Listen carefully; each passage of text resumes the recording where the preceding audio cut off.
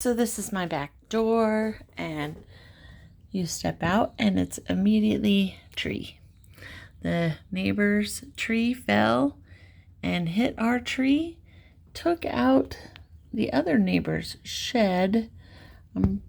Our fence might be out, and banged up my barbecue grill pretty good. There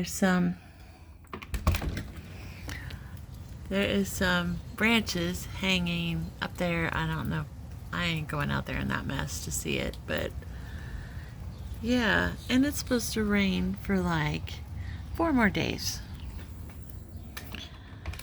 So, yeah, it's gonna be fun.